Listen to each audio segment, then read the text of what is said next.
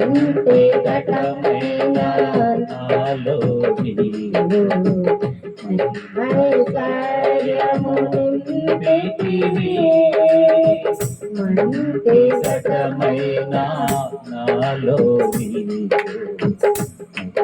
ఐశ్వర్యము నింపితివి నీ కృపతో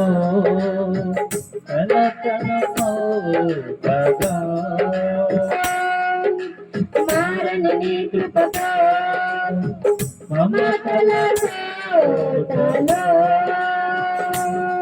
జీవించని కృపతో కృపాకరుడ జీవించని కృపతో కృపాకరుడ అభివందనం నీకే నా యేసయ్యా అభిషేకుడా నీకే ఆరాధన అభివందనం నీకే నా యేసయ్యా అభిషేకుడా నీకే ఆరాధన యేసయ్యా యేసయ్యా నీకెవ్వరు సదా తోడు నిలిచావు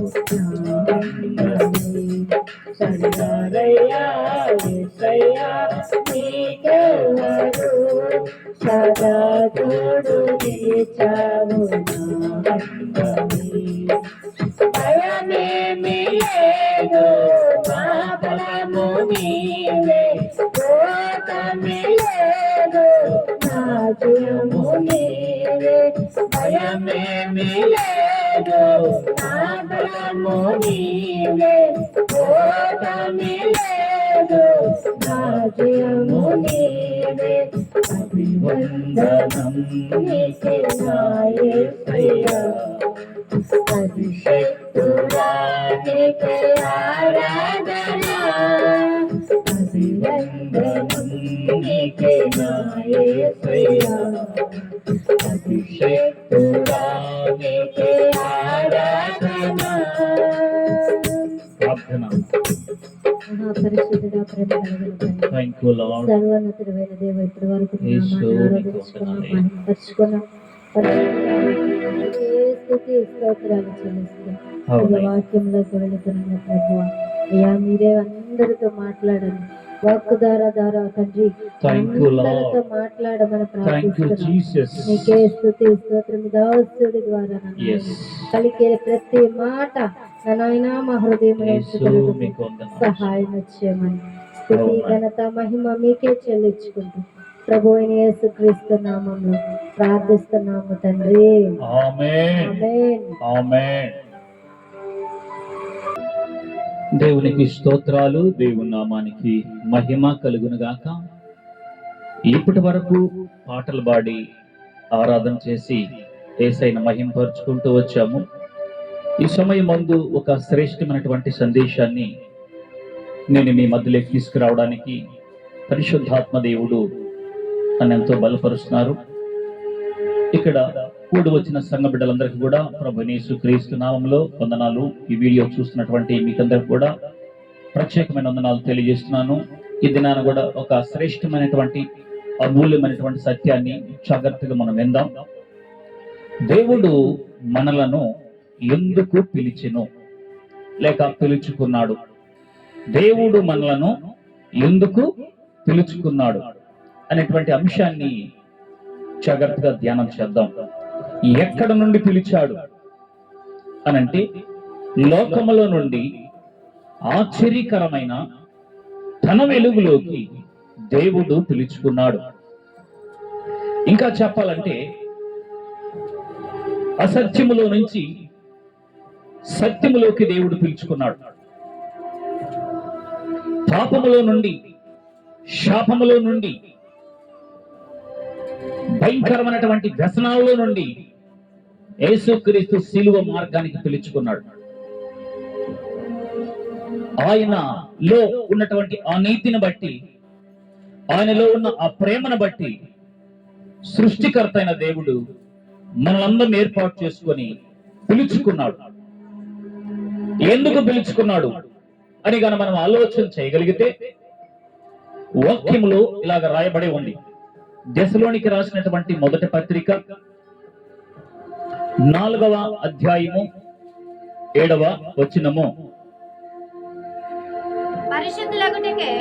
పరిశుద్ధులగుటకే దేవుడు మనల్ని పిలిచెను గాని అపవిత్రులుగా ఉండుటకు పిలవలేదు. దేవునికి స్తోత్రం కలుగును గాక. ఎందుకు పిలుచుకున్నాడు దేవుడు మనల్ని? దేవుడు ఎందుకు పిలుచుకున్నాడు అనంటే పరిశుద్ధులుగా ఉండుటకు దేవుడు పిలుచుకున్నాడు. అపవిత్రులుగా ఉండడానికి దేవుడు మనల్ని పిలవలేదు. ఎందుకనంటే దేవుడు పరిశుద్ధుడు కనుక. నేను మీ దేవుడైన యెహోవాను, నేను పరిశుద్ధుడును కనుక మీరును పరిశుద్ధులై ఉండునట్లు మిమ్మల్ని మీరు పరిశుద్ధపరచుకోండి అన్నాడు దేవుడు. ఆయన పరిశుద్ధుడు, ఆయన నీతిమంతుడు, ఆయన సర్వశక్తి కలిగిన దేవుడు. అలాంటి దేవుడు మనం పిలుచుకున్నాడు. ఎందుకో తెలుసా? నేనైతే పరిశుద్ధుడును, మీరు కూడా పరిశుద్ధంగా ఉండడానికి, పరిశుద్ధులుగా ఉండడానికి దేవుడు మనల్ని పిలుచుకున్నాడు. అందుకని వీళ్ళెంత వరకు మనుషులందరితో మనం సమాధానమును పరిశుద్ధతయు కలిగినట్టుకు ప్రయత్నం చేయమన్నాడు దేవుడు. Praise the Lord. పరిశుద్ధత లేకుండా ఎవరు కూడా ప్రభుని చూడలేడని వాక్యంలో రాయబడింది. పరిశుద్ధమైన జీవితం కలిగి ఉండాలి, అందరితో సమాధానము కలిగి ఉండాలి. అలా మనం ఉన్నప్పుడు దేవుడు మరి తనలో ఉన్నటువంటి ఆ పరిశుద్ధతను, తనలో ఉన్నటువంటి ఆ మహిమను మనకిచ్చి పరలోక రాజ్యానికి వారసులుగా లేక పరలోక రాజ్యానికి హక్కుదారులుగా చేయడానికి పరిశుద్ధాత్మ దేవుడు ఈ లోకానికి రావడం జరిగింది. దేవునికి స్తోత్రం కలుగును గాక. రెండో విషయాన్ని ఆలోచన చేయగలిగితే దెసలోనికి రాసినటువంటి 2వ పత్రిక 2వ అధ్యాయము 14వ వచనంలో ఇలాగ రాయబడి ఉంది.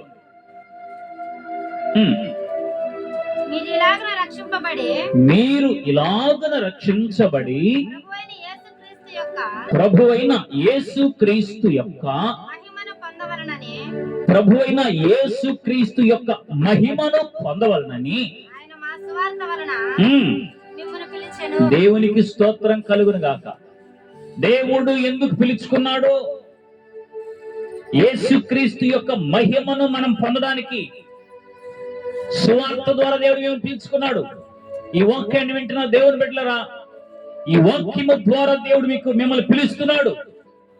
స్వచ్ఛమైన మార్గములోకి పిలుస్తున్నాడు. నీతి కలిగిన మార్గములకు దేవుడు పిలుస్తున్నాడు. పరిశుద్ధుడైన ఆ దేవుడు పరిశుద్ధంగా బ్రతకడానికి, దేవునికి చిత్తాన్ని భూమి మీద జరిగించడానికి, నీతి మార్గములో నడవడానికి, న్యాయంగా బ్రతకడానికి, ఏ పాపము లేకుండా, ఏ శాపము లేకుండా, ఏ అపవిత్రత లేకుండా పరిశుద్ధమైన దేవుణ్ణి కలిగి ఉండడానికి దేవుడు మనల్ని ఏర్పాటు చేసుకున్నాడు. రెండోదిగా యేసుక్రీస్తు యొక్క మహిమను పొందుకోవడానికే దేవుడు మనల్ని పిలుచుకున్నాడు. దేవునికి స్తోత్రం కలుగును గాక. యేసుక్రీస్తు యొక్క మహిమను మనము పొందడానికి దేవుడు మనల్ని పిలుచుకున్నాడు. అందుకని వాక్యంలో ఇలా రాయబడి ఉంది. పేతురు రాసిన పత్రికలో చూస్తే, తన మహిమను బట్టి, తన గుణాతిశయమును బట్టి మనల్ని పిలిచిన వాని గుణ అనుభవ జ్ఞానముగా ఆయన దైవ శక్తి జీవముకును భక్తికి నీ కావలసిన వాటినన్నిటినీ దేవుడు మనకు అనుగ్రహించి ఉన్నాడు. దేవునికి స్తోత్రం కలుగును గాక. కనుక మనల్ని పిలిచిన దేవుడు పరిశుద్ధుడు. మనము కూడా పరిశుభ్రంగా ఉండడానికి దేవుడు పిలుచుకున్నాడు. రెండోది యేసుక్రీస్తు యొక్క మహిమను పొందడానికి, అంటే పరిశుద్ధాత్మను పొందుకోవడానికి, పరిశుద్ధాత్మలో ఆనందించడానికి, పరిశుద్ధాత్మలో నింపబడడానికి, అభిషేకం పొందుకోవడానికి, ఆయనలో ఉన్న శక్తిని పరిపూర్ణంగా పొందుకోవడానికి, యేసుక్రీస్తుతో సహవాసం కలిగి ఉండడానికి, దేవుని ప్రత్యక్షతను చూసినట్లు దేవుడు మనల్ని అందరినీ పిలుచుకున్నాడు. దేవునికి స్తోత్రం కలుగును గాక. అదే దశలోనిక పత్రికలో దేవుడు పౌలు గారు రాస్తారు, తన రాజ్యమునకు మహిమకును మిమ్మల్ని పిలుచుచున్న దేవునికి తగినట్లుగా మీరు నడుచుకునవలనని మేము మీలో ప్రతి వానికి హెచ్చరించుచు ధైర్యపరుచుచు సాక్ష్యమిస్తూ ఉన్నామన్నాడు పౌలు గారు. ఎందుకని? యేసుక్రీస్తు యొక్క మహిమను పొందడానికి ధైర్యపరుస్తున్నాడు, బలహీనులకి బలాన్ని ఇస్తున్నాడు, భక్తిహీనుల్ని ధైర్యపరుస్తున్నాడు. పరిశుద్ధాత్మ దేవుడు పౌలు గారి ద్వారా, ఈ కాలంలో పరిశుద్ధాత్మ దేవుడు మన ద్వారా, నా ద్వారా సంఘములకు దేవుడు పిలుస్తూ ఉన్నాడు. సత్యమైన మార్గములకు దేవుడు పిలుస్తూ ఉన్నాడు. నీతి కలిగిన మార్గములకు దేవుడు పిలుస్తున్నాడు. యేసుక్రీస్తు యొక్క మహిమను పొందుకోవడానికి దేవుడు పిలుస్తూ ఉన్నాడు. రా, దేవునితో సహవాసం కలిగి ఉండు. నీ దుఃఖాన్ని నా దేవుడు నాట్యంగా మారుస్తాడు. ఆ శాపములో నుండి, పాపములో నుండి నీతి మార్గములకు నా దేవుడు నడిపిస్తాడు. నిత్య జీవములకు నడిపిస్తాడు. ఆయనతో ఆయన మహిమను పొందుకోవడానికి అర్హతలైన మనకు అర్హతను కలిగిస్తాడు ప్రభువైన యేసుక్రీస్తు. మొట్టమొదటగా దేవుడు మనల్ని ఎందుకు పిలుచుకున్నాడంటే పరిశుద్ధంగా బ్రతకడానికి పిలుచుకున్నాడు. రెండవది, యేసుక్రీస్తు యొక్క మహిమను మనం పొందుకోవడానికి దేవుడు మనల్ని పిలుచుకున్నాడు. ఆయన మహిమను పొందుకోవడానికి. ఆయన మహిమ పొందకపోతే పరలోక రాజ్యము లేదు. ఈరోజు చాలా మందికి అర్థం కాదు. పౌలు గారు రాస్తారు, ఆయన బలవంతులైనటువంటి వారిని సిగ్గుపరచుటకు లోకములో నుండి, ఎవరిని? లోకములో నుండి బలహీనులను దేవుడు ఏర్పాటు చేసుకున్నాడు. ఇంకా పైనుంచి మనం చూడగలిగితే జ్ఞానులు సిగ్గుపరచుటకు అని రాశాడు అక్కడ పౌలు గారు. కొరింథీయులకు రాసిన పత్రిక 1వ అధ్యాయం అక్కడ రాయబడి ఉంటుంది ఆ మాటలన్నీ కూడా. జ్ఞానులను సిగ్గుపరచుటకు లోకములో నుండి దేవుడు వెర్రి వారిని దేవుడు ఏర్పాటు చేసుకున్నాడు. ఈ లోకంలో జ్ఞానులైనటువంటి వారు ఉన్నారు. వారి దగ్గరికి వెళ్ళి అడగండి, చచ్చిపోతే ఈ ఆత్మ ఎక్కడికి వెళ్తుందని అడగండి. వాళ్ళ దగ్గర ఏమైనా సమాధానం దొరుకుతుందంటే దొరకదు. యేసుక్రీస్తుని నమ్ముకొని చదువు లేనటువంటి వ్యక్తిని అడగండి, చనిపోతే ఆత్మ ఎక్కడికి వెళ్తుందని అడిగితే వాళ్ళు కరెక్ట్ అయిన సమాధానం చెప్తారు. రెండు మార్గాలు ఉన్నాయి. ఆత్మ వెళ్ళడానికి రెండు మార్గాలు ఉన్నాయి. ఒకటి నరక గుండము, అదే పాతాళము. రెండు పరలోక రాజ్యము, నిత్య రాజ్యం. అది మహిమ కలిగిన రాజ్యము. మానవుడు రెండు మార్గాలు గుండా వెళ్ళవలసి ఉన్నది అని మరి వెర్రి వారిని అడిగి చెప్పగలుగుతారు. క్రీస్తు ప్రభువును ధరించుకున్న వారిని అడగలిగితే వారు చెప్పగలుగుతారు ఆత్మ ఎక్కడికి వెళుతుందని. అయితే జ్ఞానులను సిగ్గుపరచుటకు దేవుడు లోకములో నుండి వెర్రి వారిని ఏర్పాటు చేసుకొని ఉన్నాడు. బలవంతులైన వారిని సిగ్గుపరచుటకు బలహీనుల దేవుడు ఏర్పాటు చేసుకొని ఉన్నారు. ఎన్నికైన వారిని వ్యర్థము చేయుటకు లోకములో నుండి నీచులైన వారిని, తృణీకరించబడిన వారిని, ఎన్నిక లేని వారిని దేవుడు ఏర్పరచుకొని ఉన్నాడు. ఇలాంటి క్వాలిటీ కలిగిన వారు లోకంలో ఉన్నారు. ఎవరెవరు ఉన్నారు? బలవంతులు ఉన్నారు లోకములో,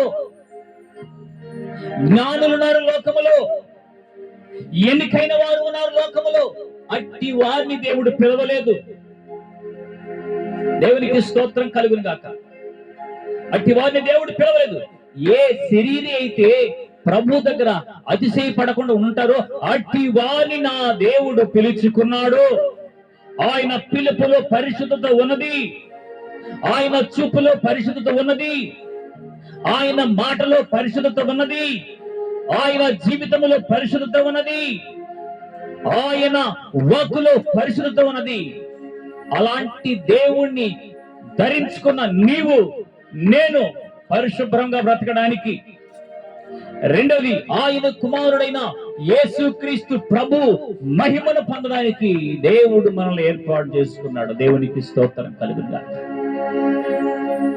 ఆయన ఏర్పాటు, ఆయన ప్రణాళిక చాలా గొప్పది. ఆయన ఉద్దేశ్యము చాలా గొప్పది. అంటే దేవుడు అందరినీ ప్రేమిస్తున్నాడు, అది వేరే విషయం. దేవుడు లోకముని ఎంతో ప్రేమించాడు. అయితే ఇక్కడ ప్రేమించడము వేరు, పిలుచుకోవడం వేరు. పిలుచుకోవడం వేరు. అయితే దేవుడు మనందరిని ఇక్కడ తీసుకొచ్చి కూర్చొని పెట్టాడంటే మనమందరం కూడా చీకటిలో నుంచి వెలుగులోకి తీసుకొచ్చాడు. అసత్యములో నుంచి సత్యమైన మార్గములోకి తీసుకొచ్చాడు. నరకానికి వెళ్ళవలసిన మనల్ని నీతి మార్గములోకి లేక పరలోక రాజ్యానికి తీసుకురావడానికి నా ప్రభు అయిన యేసుక్రీస్తు పిలుచుకొని సంఘాన్ని దేవుడు కట్టించి సేవకుడిని దేవుడు ఏర్పాటు చేసి నిత్య రాజ్యానికి వారసులుగా అవడానికి దేవుడు వాక్కును మనకు అనుగ్రహించాడు. దేవునికి స్తోత్రం కలుగును గాక. ఈ వాక్యాన్ని వింటున్నటువంటి దేవుని బిడ్డలారా, మన మనస్సులను మన ఆలోచనలను జాగ్రత్తగా ధ్యానం చేసుకుందాం, లేక ఆలోచన చేద్దాం. దేవుడు ఎంత గొప్పవాడో, ఆయన ఎంత సర్వశక్తి కలిగిన దేవుడో జాగ్రత్తగా మనం ఆలోచన చేద్దాం. మూడో విషయాన్ని నేను మీకు తెలియజేయబోతున్నాను, జాగ్రత్తగా విందాం. పేతురు రాసినటువంటి మొదటి పత్రిక 3వ అధ్యాయము 9వ వచనం. అపోస్తలుడైనటువంటి పౌలు గారు పేతురు రాసినటువంటి మొదటి పత్రిక 3వ అధ్యాయము 9వ వచనాన్ని చదువుకుందాం జాగ్రత్తగా. దేనికంట దేవుడు పిలుచుకున్నది చెప్పాలి. ఆశీర్వాదమునకు వారసుడు నీవు, ఆశీర్వాదానికి వారసురాలు నీవు. అందుకొరకు దేవుడు మనల్ని పిలుచుకున్నాడు. ఆశీర్వాదమునకు వారసులగుటకు మీరు పిలువబడితిరి గాని. అయితే ఒక విషయం గుర్తుపెట్టుకోండి, నీకు ఆశీర్వాదం కావాలన్నా, దేవుని మహిమను పొందుకోవాలన్నా, లేక పరిశుద్ధంగా బ్రతకాలన్నా, దేవునితో సహవాసం కలిగి ఉండాలన్నా ఒక్క విషయం గుర్తుపెట్టుకోండి. అదేంటో తెలుసా? జాగ్రత్తగా వినండి. కీడుకి ప్రతి కీడైనను, దోషణకు ప్రతి దోషణైనను చేయవద్దు అన్నాడు దేవుడు. Praise the lord. కీడుకి ప్రతి కీడు ఎవరికి చేయొద్దు. ఈ లోకంలో ఉన్నటువంటి మనుషులు ఎలా ఉంటారంటే, ఎవరైనా ఒక మాట అంటే 10 మాటలు అంటారు, లేదా ఏదైనా ఒక చిన్న కీడు చేస్తే వారికి కీడు చేస్తారు. యేసుక్రీస్తు ప్రభు వారు దాన్ని నేర్పించలేదు ఈ లోకానికి వచ్చి. చాలా మంది తప్పుపడుతుంటారు ఆయన గురించి. అజ్ఞానులు అని రాయబడింది. వాళ్ళు జ్ఞానం లేని వారికి అర్థం కాదండి సత్యము. పరిశుద్ధాత్మ పొందుకున్న వాడికి దేవుని శక్తి అని అర్థమవుతుంది. పరిశుద్ధాత్మను పొందుకున్న వానికి మరి గ్రంథంలో రాయబడినటువంటి సత్యం అర్థమవుతుంది. ఆత్మను పొందనడికి ఏం అర్థమవుతుంది? పరిశుద్ధాత్మను పొందనడికి ఏం అర్థమవుతుంది? బాప్తిసం పొందనవాడికి ఈ మర్మాలు ఏమని అర్థమవుతాయి? బాప్తిసం పొందరు, పరిశుద్ధాత్మను పొందుకోరు, బైబిల్ మాత్రం చదివి ఇందులో ఉన్న సంగతులు వాళ్ళు అపార్థం చేసుకుంటుంటారు. కొంతమంది వాళ్ళకి అర్థం కాదు సత్యం. నీవు బాప్తిసం పొందు, పరిశుద్ధాత్మ శక్తిని పొందుకో, అప్పుడు పరిశుద్ధ గ్రంథాన్ని చదువు, దేవుడేంటో నీకు అర్థమవుతుంది. పరిశుద్ధాత్మ పొందుకోకుండా నువ్వు బైబిల్ చదివి నీకేం అర్థం అవుతుంది? ఈరోజు చాలా మంది మొత్తం అదే వాళ్ళకున్న జ్ఞానంతో బైబిల్ చదువుతారు, అర్థం కాదు.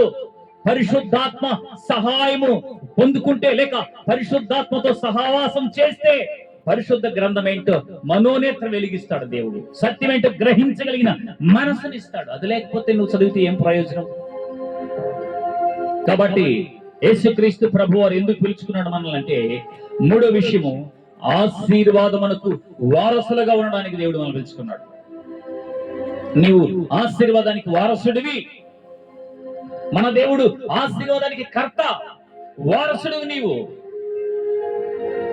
అది ఇహలోక ధనం కావచ్చు, పరలోక ధనం కావచ్చు. అయితే ఆశీర్వాదానికి వారసుడు. ఏంటి ఆశీర్వాదము? ధనాన్ని గురించి ఆలోచన చేయకండి. ఆశీర్వాదం అనగా ఆశీర్వాదమైన దేవుణ్ణి తెలుసుకోవడం ఆశీర్వాదము.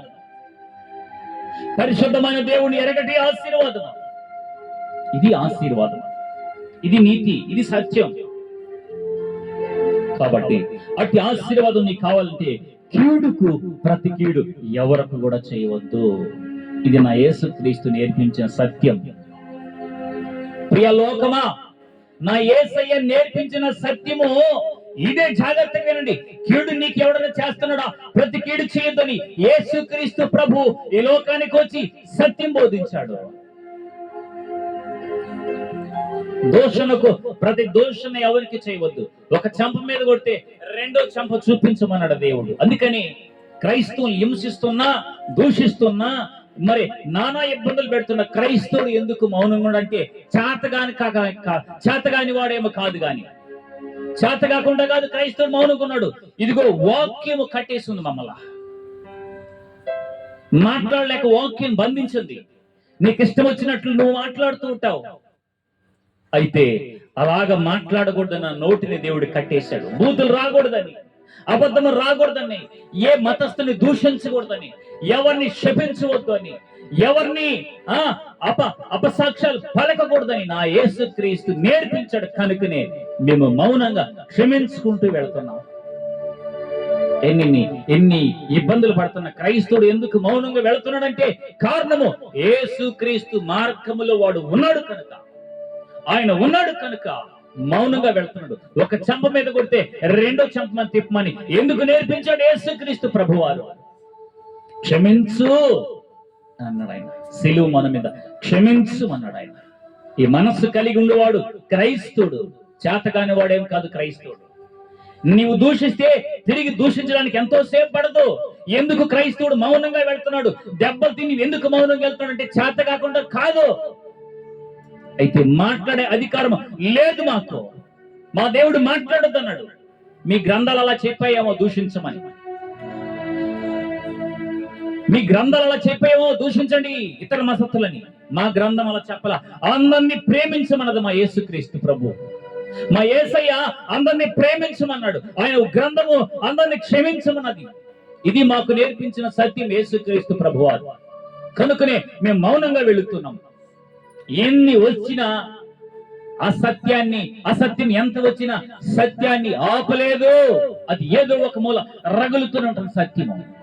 సత్యాన్ని ఆపే దమ్ము ధైర్యం ప్రపంచంలో ఏ ఒక్కరికి లేదు. యేసుక్రీస్తు సత్యము, యేసుక్రీస్తు జీవం కలిగిన దేవుడు, మరణమును జయించిన వాడు ప్రభు యేసుక్రీస్తు. దీన్ని ఆపే దమ్ము ధైర్యం ఏ ఒక్కరికి లేదు. ఇది సర్వశక్తి కలిగిన మార్గం. ఇది నీతి మార్గం. ఒక పాపిని ఏమంటే తప్పు చేసేవాడిని ఇది తప్పు, నీ జీవితాన్ని మార్చుకో అని బోధించడం తప్ప, ఒక త్రాగుబోతువాడిని తాగొద్దునని చెప్పడం తప్ప, ఒక దొంగని దొంగతనం చేయొద్దని చెప్పడం తప్ప, ఇలా నీతి మాటలు చెప్పినందువల్ల ఏమని పేరు పెడుతుంది లోకము? మతస్థులని పేరు పెడుతుంది. నో, నా యేసుక్రీస్తు ప్రభు మతాన్ని స్థాపించడానికి ఈ లోకం రాలేదు, మార్గాన్ని చూపించడానికి వచ్చాడు యేసుక్రీస్తు ప్రభు. నాలాంటి దైవజనులు మతాన్ని బోధించరు, మార్గాన్ని బోధించడానికి ఈ లోకానికి వచ్చారు.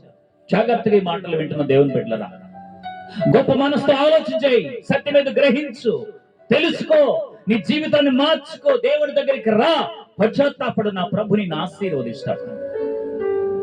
కాబట్టి మనం ఆశీర్వాదములకు వారసులకు ఉండడానికి దేవుడు మనం పిలిచాడు. యెహోవా ఆశీర్వాదము ఐశ్వర్యం ఇస్తుంది. యెహోవా ఆశీర్వాదము ఐశ్వర్యం ఇస్తుంది. నరుల కష్టము చేత మరి ఆశీర్వాదంగా ఉండదు. అయితే వాక్యంలో రాయబడింది, తన ప్రియులు నిద్రిస్తూ ఉండగా నా దేవుడు వారిని ఆశీర్వదిస్తూ ఉంటాడు. ఆమేన్. తన బిడ్డలు నిద్రిస్తూ ఉండగా నా యేసయ్య వారిని ఆశీర్వదిస్తూ ఉంటాడు. ఆయన పక్కన పెట్టి ఎంత సంపాదించినా అది ఆశీర్వాదంగా ఉండదు. ఆయన ఆశీర్వదిస్తేనే నేను ఆశీర్వదించబడతాం. ఆయన దీవిస్తేనే మనము దీవించబడతాం. దేవునికి స్తోత్రం కలుగును గాక. నా ప్రియమైన దేవుని బిడ్డలారా, చివరిగా ముగించబోతున్నాను. మొట్టమొదటిగా దేవుడు మనల్ని ఎందుకు పిలిచాడంటే, ఒకటి, పరిశుద్ధంగా జీవించడానికి పిలిచాడు. రెండవది, ఆయన కుమారుడైన యేసుక్రీస్తు మహిమను పొందుకోవడానికి పిలిచాడు. మూడోది, దేవుడు ఎందుకు పిలిచాడంటే ఆశీర్వాదమునకు వారసులుగా ఉండడానికి దేవుడు మనల్ని పిలిచాడు. నాలుగో విషయం నేను తెలియజేస్తున్నాను, జాగ్రత్తగా విందాం. కొరింథీయులకు రాసినటువంటి మొదటి పత్రిక 1వ అధ్యాయము 9వ వచనం. మన ప్రభువైన యేసుక్రీస్తు అను తన కుమారుని సహవాసమునకు మనల్ని పిలిచిన దేవుడు నమ్మకమైన వాడు. ప్రైజ్ ది లార్డ్, హల్లెలూయా. తన కుమారుడైన యేసుక్రీస్తు యొక్క సహవాసానికి మనల్ని పిలిచిన దేవుడు నమ్మకమైన వాడు, నమ్మదగిన వాడు. ఆయన చెయ్యి విడవడు, ఆయన ఎన్నడూ చెయ్యి విడిచే దేవుడు కాదు. అయితే ఆయనతో సహవాసం చేసిన ఎడల, ఎవరు? ఆయన కుమారుడైన యేసుక్రీస్తు సహవాసము చేసిన ఎడల నీకు మేలు కలుగును, అలాగున సమాధానం కలుగును, శాంతి కలుగును నీకు ఆయన కుమారుడితో సహవాసం చేస్తే. దేవునికి స్తోత్రం కలుగును గాక. వారు ఆలకించి ఆయన సేవించిన ఎడల, యోబు గ్రంథకర్త రాసిన మాట, వారు ఆలకించి ఆయన సేవించిన ఎడల తమ సంవత్సరములు సుఖముగా వెళ్ళబోస్తారని రాయబడి ఉంది. యేసుక్రీస్తుని గన సేవిస్తే సంవత్సరం సుఖంగా వెళ్ళబోచుకుంటారు. అంటే కష్టాలు ఉండవా? ఉంటాయి. కష్టాలు భూమి మీద పుట్టిన ప్రతి మానవుడికి ఉంటుంది. కానీ శాంతినివ్వగలిగిన దేవుని హృదయంలో ధరించుకుంటే ఎప్పుడు నీకు శాంతి సమాధానం దొరుకుతుంది. ఆయన పిలుస్తున్నాడు, ప్రయాసపడి భారం మోసుకున్నవారా నా దగ్గరికి రండి, నేను మీకు శాంతిని ఇస్తానన్నాడు నా యేసయ్య. ఆ శాంతి సమాధానం మన హృదయంలో ఉంటే తినకపోయినా ఉన్నా లేకపోయినా మనశ్శాంతిగా మనం ఈ లోకంలో జీవిస్తూ ఉంటాం. ఏ భయం ఉండదు, ఏ దిగులు ఉండదు, ఏ వ్యసనం ఉండదు. అయితే ఒక విషయం గుర్తుపెట్టుకో, దేవుడు అంటాడు, నా ఉపదేశాన్ని అంగీకరించేవాడు సురక్షితంగా నివసిస్తాడని వాక్యంలో రాయబడి ఉంది. ఎలా ఉంటాడు? దేవుని వాక్యాన్ని వినేవాడు వాడు సురక్షితంగా ఉంటాడు. వాడు కీడు వచ్చినప్పుడు సరే భయం లేదు, నెమ్మదిగా ఉంటాడు. కారణము, నేను దేవుణ్ణి కలిగి ఉన్నాను, గొప్ప దేవుణ్ణి నేను కలిగి ఉన్నాను. వాడు భయపడడు. యెహోవా యందు నమ్మిక ఉంచువారు కదలక నిత్యము నిలుచుండు సియోను కొండవలి ఉంటారని వాక్యంలో రాయబడి ఉంది. కదలరు వాళ్ళు, నిత్యము నిలుచుండు సియోను కొండవలి వాళ్ళు నెమ్మదిగా ఉంటారు, భయపడరు. యేసుక్రీస్తుని వెంబడిస్తున్న బిడ్డలు, ఆయన నమ్మిన బిడ్డలు, ఆయన ఆరాధిస్తున్న బిడ్డలు, ఎన్ని సమస్యలు వచ్చినా, ఎన్ని వ్యాధి బాధలు వచ్చినా వాళ్ళు అధైర్యపడరు. వాళ్ళు నిలకడగా ఉంటారు, స్థిరంగా ఉంటారు, విశ్వాసమందు స్థిరంగా ఉంటారు. వాళ్ళు ఎవరు? పరిశుద్ధాత్మను పొందుకున్నవారు, యేసుక్రీస్తు సహవాసం చేయగలిగిన వారు. వారు నెమ్మదిగా ధైర్యంగా ఉంటారు. వాళ్ళు దేవునికి స్తోత్రం కలిగిన గాక. భయపడవద్దు. దేవుడు అంటున్నాడు, భయపడకము, నేను నీ దేవుడినై ఉన్నాను. ఆయన అన్నమాట అదే, భయపడకము, నేను నీ దేవుడినై ఉన్నాను. దిగులు పడకము, నేను నిన్ను బలపరుస్తాను. నీకు సహాయము చేయువాడు నేనే, నీతియు నా దక్షిణ హస్తముతో నేను నిన్ను ఆదుకుంటానంటున్నాడు. ఆయన పిలుస్తున్నాడు వాక్యము ద్వారా. భయపడద్దంటున్నాడు యేసుక్రీస్తు ప్రభువు. పరిశుద్ధ గ్రంథంలో రాయబడి ఉంది, 365 సార్లు రాయబడునని భక్తుల మరి దీన్ని ధ్యానం చేసిన భక్తులు అంటున్నారు ఈ మాట. 365 సార్లు రాయబడి ఉంది, భయపడవద్దు, భయపడద్దని. అంటే ప్రతిరోజు నా యేసుక్రీస్తు ప్రభు చెప్తున్న మాట, భయపడద్దు అంటున్నాడు ఆయన. ప్రతిరోజు భయపడద్దు. ఎందుకు? నేను నీకు ముందుగా వెళుతూ ఉన్నాను, నేను నీకు ముందుగా వెళుతున్నాను. మిట్టగా ఉన్న స్థలాలంతా సరళము చేసి నేను నీకు ముందుగా వెళుతున్నాను. ఏనపు సంఖ్యలు విరగొడతాను, విరోధంగా లేస్తున్న అపవిత్ర కార్యాలన్నింటినీ నశింపజేస్తాను. ఎంత గొప్ప దేవుడు మనం కలిగి ఉన్నాం. కాబట్టి లోకములో ఉన్న మనలను నీతి మార్గంలోకి దేవుడు ఎందుకు పిలుచుకున్నాడు తెలుసా? నా ప్రేమైన దేవుని బిడ్డలారా, పరిశుద్ధమైన జీవితం కలిగి ఉండాలి. పరిశుద్ధత లేకుండా ఎవరు కూడా ప్రభువును చూడలేరు. అంటే పరలోక రాజ్యానికి వెళ్ళలేదు అర్థం. పరిశుద్ధమైన జీవితం కలిగి ఉండాలి. యేసుక్రీస్తు యొక్క మహిమను పొందుకొని ఆయన కుమారుడితో సహవాసం కలిగి ఉంది. అట్టి జీవితం మనం కలిగి ఉండాలని పరిశుద్ధాత్మ దేవుడు మనల్ని జ్ఞాపకం చేస్తున్నాడు. తన మహిమను కుమ్మరిస్తూ ఉన్నాడు. తన ప్రత్యక్షతను మన మీద కుమ్మరిస్తూ ఉన్నాడు. ఈ వాక్యము నీ కొరకు. కళ్ళు మూసుకుందాం, ఒక చిన్న ప్రార్థన చేస్తాం. ప్రియమైన పరలోకపు మా కన్న తండ్రి, ఈ వాక్యాన్ని విన్న బిడ్డలను దీవించండి. వాళ్ళు ఏ స్థితిలో ఉన్నారో, ఏ బాధల్లో ఉన్నారో, ఏ సమస్యల్లో ఉన్నారో, ఏ దుఃఖములు మునిగిపోయి ఉన్నారో వారిని పిలవండి ప్రభువా. సత్యమైన మార్గములకు పిలుచుకోండి నాయన. దీవించండి నాయన. శాపము నుండి, పాపము నుండి, అపవాది క్రియల నుండి విడిపించమని నీ బిడ్డలను నేను ప్రార్థిస్తున్నాను. సమస్త ఘనత మహిమ ప్రభావాలు మీరు పొందుకోమని నీ ప్రియ కుమారుడు మా రక్షకుడైన యేసుక్రీస్తు నామములో నేను మిమ్మల్ని వేడుకుంటున్నాను తండ్రి. ఆమేన్. దేవుడు మిమ్మల్ని దీవించును గాక. ఒక విషయం గుర్తుపెట్టుకోండి, ఈ వాక్యాన్ని ఇప్పటి వరకు మీరు విన్న వాక్యాన్ని ఇతరులకు షేర్ చేయండి, సబ్స్క్రైబ్ చేసుకోండి. మీ కొరకు మేము ఎల్లప్పుడూ ప్రార్థించడానికి సిద్ధంగా ఉన్నాం. దేవుని పనిలో పాలు భాగస్తులం. దేవుడు మిమ్మల్ని దీవించి ఆశీర్వదించును గాక. May God bless you all. నా ప్రభు మిమ్మల్ని దీవించును గాక. ఆయన కృప మీకు తోడుగా ఉండును గాక. ఆయన మహిమ మీకు తోడుగా ఉండును గాక. నా యేసయ్య రెండు చేతులెత్తి మిమ్మల్ని దీవించును గాక, దీవించును గాక, దీవించును గాక. ఆమేన్.